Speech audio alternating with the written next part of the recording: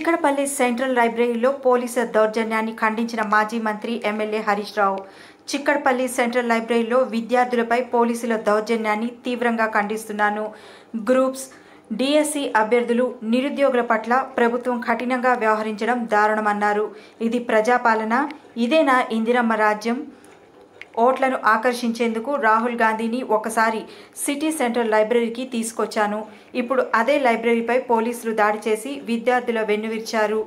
ఈ అణచివేతను ప్రభుత్వం వెంటనే ఆపాలి. ముఖ్యమంత్రి బాధ్యత వహించి క్షమాపణ చెప్పాలని డిమాండ్ చేశారు.